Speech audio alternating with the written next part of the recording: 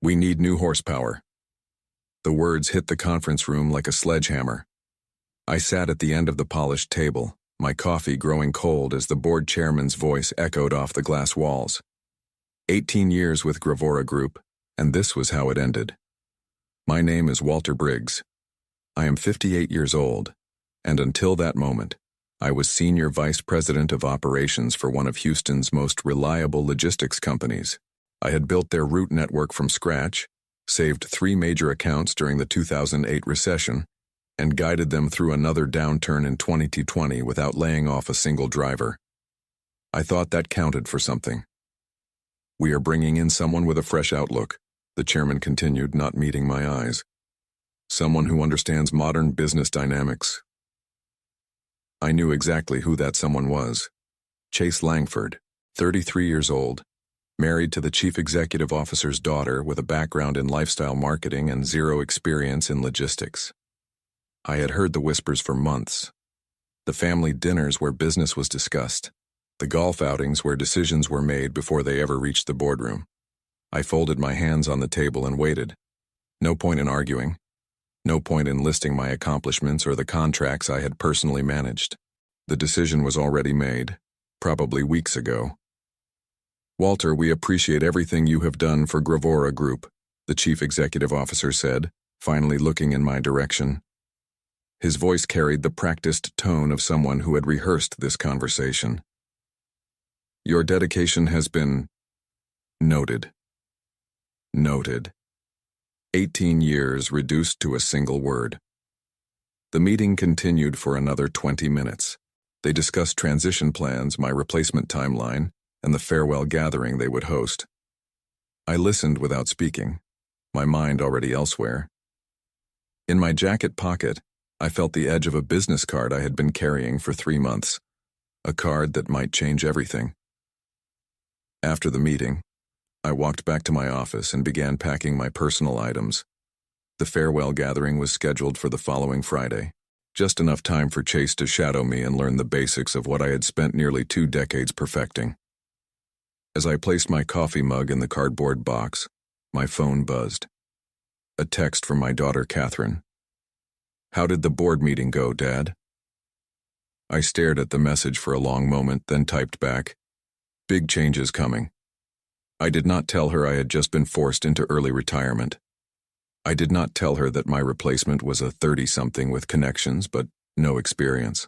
I would save that conversation for later when I'd figured out my next move. The business card in my pocket felt heavier now. It belonged to someone who had reached out months ago, someone who understood the value of long-term relationships in this industry, someone who might be very interested in what I had to offer. The next morning, I sat in my office earlier than usual, watching the sunrise paint the Houston skyline orange and gold. I had been coming to this same office since 2007, back when Gravora Group was a mid-size operation struggling to compete with the major players. I helped change that.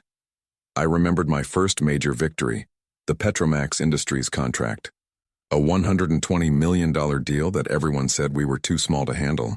I spent 6 months building relationships with their procurement team, learning their delivery requirements and designing a route system that cut their costs by 15%.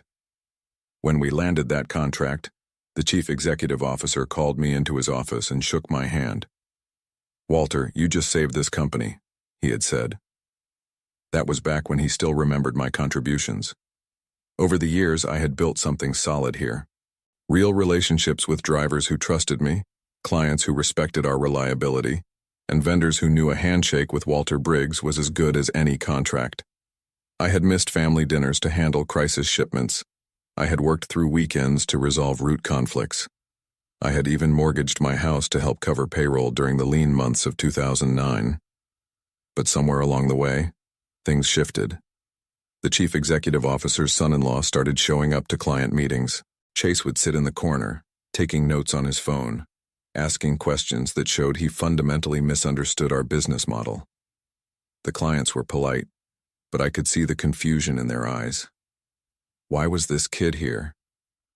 The warning signs had been building for months. My input was requested less frequently in strategic meetings. Budget decisions that used to require my approval were suddenly handled by the finance team. When I raised concerns about a proposed route change that would impact our largest client, I was told my perspective was valuable but perhaps too focused on the past. 3 months ago, everything became clear. I was reviewing our quarterly client satisfaction reports when Alyssa Cormack from Petromax Industries called my direct line. Alyssa had been my primary contact there for 8 years, and I considered her both a professional ally and a friend. "Walter, I need to ask you something off the record," she had said. "Are there changes coming at Gravora Group? Some of our executives are hearing rumors about new leadership in operations." I had been honest with her. Nothing official yet, but there might be some transitions in the works. "I see," she had said quietly. Then she had given me her personal business card. "If anything changes, call me. The relationship we have built is too important to lose." I had thanked her and tucked the card in my wallet, not thinking much of it at the time. Now, sitting in my office for what might be one of the last times, I understood what she had really been offering. Not just her business card, but a lifeline. Friday afternoon arrived like a slow-moving storm. The farewell gathering was scheduled for 4 p.m. in the main conference room, the same room where my career had been ended 3 days earlier. I spent the morning training Chase on our major accounts, watching him nod along while clearly not grasping the complexity of what we did. "So basically, we just move stuff from point A to point B," he said during our session on the Petromax contract. "How hard can it be?" I did not correct him. I just handed him the client folder and suggested he review the delivery specifications carefully. At 3:30 p.m., I gathered my remaining personal items and headed to the conference room. The company had ordered a cake with "Thank you, Walter" written in blue frosting. There were maybe 20 people there, mostly drivers and warehouse staff who had worked with me for years. The board members had other commitments, apparently. The chief executive officer gave a brief speech about my contributions and dedication. He mentioned my years of service and wished me well in my future endeavors. When he finished, Chase stepped forward. "I just want to say," Chase began, that familiar smirk creeping across his face, "that Walter has done great work here. But business evolves, you know. We need new energy, new ideas. Your time is over, old man, but do not worry. I will take good care of everything you built." The room fell silent. A few of the drivers shifted uncomfortably. One of the warehouse supervisors actually looked away. I felt something inside me go very quiet and very still. I did not react. I did not argue. I simply stood up, shook hands with the people who mattered, and walked out with my cardboard box. In the parking lot, I sat in my truck for a long time, not starting the engine. The sun was setting behind the office building, casting long shadows across the asphalt. I thought about 18 years of early mornings and late nights. I thought about the clients who trusted me and the employees who depended on me. I thought about Chase's smirk and his casual dismissal of everything I had accomplished. Then I pulled out my phone and found Alyssa Cormack's business card. She answered on the second ring. "Walter, I was wondering when you would call." "The board made their move," I said simply. "I heard. Chase Langford, right? The son-in-law with the marketing background?" "That is right." There was a pause. Then Alyssa said, "Walter, I think it is time we had a conversation. Are you free for dinner tomorrow?" I started my truck and pulled out of the Gravora Group parking lot for the last time as an employee. "I will be there," I said. As I drove home, I felt something I had not experienced in months. Not anger, not bitterness, but clarity. The game was just beginning. Saturday evening, I met Alyssa at a quiet steakhouse on the west side of Houston. She had chosen a corner booth away from the main dining area, and I understood why when she opened her leather portfolio and spread several documents across the table. "Before we talk business, I want you to know how sorry I am about what happened," she said. 18 years of partnership, and they replace you with someone who asked me last week if we needed our chemicals delivered in refrigerated trucks. I almost smiled at that. "He asked you about refrigerated trucks for industrial lubricants?" Apparently he confused us with a food service company. Alyssa shook her head. "Walter, I have been doing procurement for 15 years. I have never worked with anyone more reliable than you. When you say a delivery will arrive at 2 p.m. on Tuesday, it arrives at 2 p.m. on Tuesday. She pulled out a contract summary. This is our current agreement with Gravora Group. $120 million over 3 years, renewable. It represents about 40% of their total revenue. I knew those numbers by heart. It does. Here is what Chase does not understand, she continued.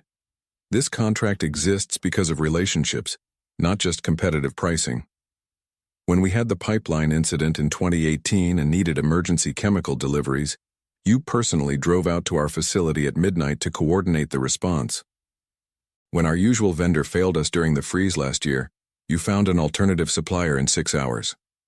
I remembered both situations clearly. That is the job. No, Walter, that is not the job. That is going above and beyond repeatedly, for years. And now they expect me to maintain that same level of service with someone who thinks logistics is just moving stuff from point A to point B. Alyssa leaned forward. I have been authorized by Petromax Industries to explore alternative logistics partnerships.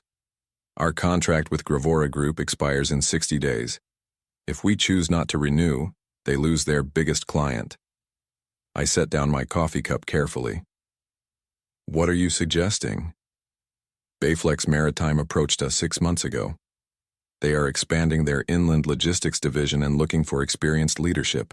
They offered me a very competitive proposal, but I told them we were happy with our current provider. She paused. That was when our current provider included you. I understood now why she had wanted this conversation off the record. And if I were to join Bayflex Maritime? Then we would have a reason to reconsider their proposal. Over the next hour, Alyssa laid out the details. Bayflex Maritime was a Houston-based company with strong financials and aggressive expansion plans. They needed someone with established client relationships to lead their new logistics division. The position would be executive consultant with significant equity participation. The offer is substantial, she said, sliding a document across the table. But more importantly, it is a chance to build something new without the politics and family connections that derailed your career at Gravora Group. I reviewed the terms quickly. The base salary was competitive, but the equity package was extraordinary. If Bayflex Maritime achieved their projected growth targets, my stake would be worth more than I had made in my last 5 years combined. There is one condition, Alyssa added. Bayflex Maritime needs an answer within 2 weeks. They want to announce the new division leadership before the end of the month. I looked up from the documents. 2 weeks is not much time. It is enough time for Gravora Group to realize what they are losing, she said. I plan to inform them next Friday that we will not be renewing our contract. I will also mention that we are exploring partnerships with companies that have more experienced leadership. We finished dinner discussing logistics and market conditions, but my mind was already working through the implications. Chase would have to handle the Petromax Industries relationship for exactly 9 days before learning they were taking their business elsewhere. He would have no idea how to respond, no relationships to leverage, no understanding of what had gone wrong. As I drove home, I felt something I had not experienced since my termination. Anticipation. Not for revenge exactly, but for the opportunity to prove that experience and relationships still mattered in business. I had 48 hours to make my decision, but honestly, I had already decided the moment Chase called me an old man whose time was over. Monday morning, I called Bayflex Maritime and arranged a meeting with their executive team. The company headquarters was located in a modern office complex near the ship channel, and as I walked through their lobby, I could see why Alyssa had been impressed with their proposal. The chief executive officer, Victoria Henley, was a former ExxonMobil executive who understood the energy logistics business inside and out. She had founded Bayflex Maritime 5 years earlier, with backing from private equity investors, and they had grown rapidly by focusing on specialized chemical and petroleum transport. Walter, your reputation precedes you, Victoria said as we sat down in her office. I have heard nothing but positive feedback about your work at Gravora Group. The Petromax Industries relationship alone is worth more than most companies generate in total revenue. I appreciated her directness. Alyssa Cormack suggested you might be interested in expanding into inland logistics. More than interested. We have been planning this expansion for 18 months, but we needed the right person to lead it. Someone with established relationships and proven results. She leaned back in her chair. What Alyssa may not have mentioned is that we have been watching Gravora Group's performance closely. Their client retention has declined significantly over the past year. This was news to me. I was not aware of any major client losses. 3 accounts terminated their contracts in the last 6 months. All cited concerns about service reliability and communication issues. The board has been scrambling to maintain revenue, which is probably why they made the changes they did. Victoria pulled out a folder.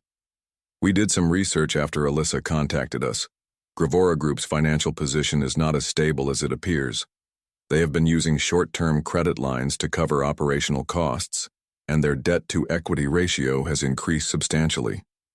I studied the documents she provided. The financial analysis showed a company under pressure, making desperate moves to cut costs and attract new investment. Replacing experienced leadership with family connections was starting to make sense from their perspective, even if it was strategically short-sighted. How did you obtain this information? I asked. Public filings mostly, plus industry contacts who have been watching their performance.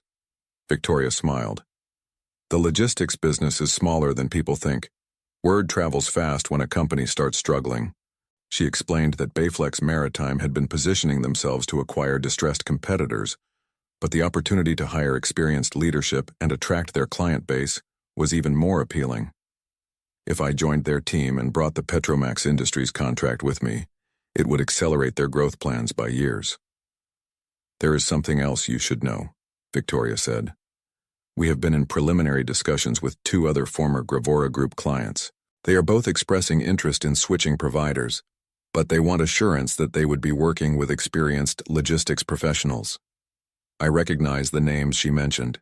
Both were accounts I had managed personally, relationships built over years of reliable service and problem solving. If those clients followed Petromax Industries to Bayflex Maritime, Gravora Group would lose nearly 60% of their revenue within a matter of months. What would be my role in client transitions? I asked. You would lead the entire inland logistics division. Full operational authority, equity participation, and complete independence to build the team you need. Victoria paused. The only requirement is that you maintain the service standards that made you successful at Gravora Group. As I drove back home, I understood that this was about more than just my career transition. Gravora Group had made a fundamental miscalculation. They had assumed their client relationships were tied to the company, rather than the individual who had built and maintained those relationships. They were about to learn how wrong they had been. Tuesday morning, I signed the contract with Bayflex Maritime. Victoria Henley handled the paperwork personally, and we agreed that my official start date would be the following Monday. That gave us exactly 1 week to coordinate the client transitions and prepare for what was coming. My first call was to Alyssa Cormack. It is done, I said simply. Excellent. I will be meeting with Chase Langford on Friday to discuss the contract renewal. Should be an interesting conversation. What will you tell him? The truth. That Petromax Industries has decided to explore alternative logistics partnerships, and we will not be renewing our agreement with Gravora Group when it expires next month. I could picture Chase's reaction. He would probably try to schedule an emergency meeting with the chief executive officer, scrambling to understand what had gone wrong. But by then, it would be too late to salvage the relationship. Alyssa, I want you to know I appreciate the risk you are taking. Walter, this is not a risk. This is a business decision based on 18 years of exceptional service. Petromax Industries needs reliable logistics partners, and you represent reliability. Wednesday and Thursday I worked quietly from home, developing transition plans and reviewing client files. Victoria had provided me with detailed information about Bayflex Maritime's capabilities, and I was impressed with their infrastructure and technological systems. In many ways, they were better positioned than Gravora Group to handle complex logistics requirements. Thursday evening, my phone rang. The caller identification showed Gravora Group's main number. Walter, this is James from the Chief Executive Officer's office. Mr. Davidson would like to schedule a meeting with you tomorrow morning. Would 9 a.m. work? I almost laughed. What does he want to discuss? He did not provide details, but he mentioned it was regarding client relationships and transition planning. Tell Mr. Davidson I am no longer available for transition planning. My employment with Gravora Group ended last Friday. Sir, I think there may be some misunderstanding. This would be a paid consultation. There is no misunderstanding, James. Have a good evening. Friday morning, while I was reviewing contracts at Bayflex Maritime's offices, Victoria knocked on my door. You might want to see this, she said, handing me her phone. It was a news alert from the Houston Business Journal. Gravora Group loses major client. Stock drops 15%. The article was brief but accurate. Petromax Industries had announced they were terminating their logistics contract with Gravora Group, citing strategic realignment with a new service provider. The stock market had responded immediately, driving share prices down in heavy trading. How did the media find out so quickly? I asked. Petromax Industries is publicly traded. They had to file a disclosure about the contract termination. Victoria smiled. The business community is very interested in their choice of new logistics provider. My phone buzzed with a text message from an unknown number. Walter, this is Chase Langford. We need to talk immediately. Call me. I showed the message to Victoria. What do you think? I think Chase Langford is having a very bad day, she said. And it is about to get worse. That afternoon, I received 2 more calls from former clients asking about my availability for consulting work. By evening, it was clear that word had spread throughout the Houston logistics community. The experienced professional was available, and companies were interested. I did not call Chase Langford back. I did not contact Gravora Group's executive team. I did not gloat or make public statements about my transition. I just answered the phone when it rang and scheduled meetings with prospective clients. The market would handle the rest. 3 weeks later, I was sitting in my new office at Bayflex Maritime when Victoria knocked on my door with a newspaper folded under her arm. You are going to want to read this, she said, placing the Houston Business Journal on my desk. The headline read, Gravora Group seeks emergency funding after client exodus. The article detailed everything that had unfolded since my departure. Petromax Industries had been the first to leave, followed within days by Morrison Chemical and Gulf States Energy. Both companies had announced partnerships with Bayflex Maritime, specifically citing the experience and reliability of our logistics team. Within 2 weeks, Gravora Group had lost nearly 70% of their major contracts. The board had called an emergency meeting. Chase Langford had resigned, citing personal reasons and family obligations. The chief executive officer had been forced to accept a bridge loan from private investors just to maintain operations. There is more, Victoria said, pointing to a smaller article on the facing page. Chase Langford has joined his father-in-law's real estate development company. Apparently, logistics was not the right fit for his skill set. I folded the newspaper and set it aside. What about their remaining operations? They are trying to rebuild with a smaller client base. The new operations manager is actually someone you trained, Jacob Miller. He reached out yesterday to ask if we might consider some kind of partnership arrangement. I remembered Jacob. Good worker, solid understanding of the business, but he had inherited an impossible situation. What did you tell him?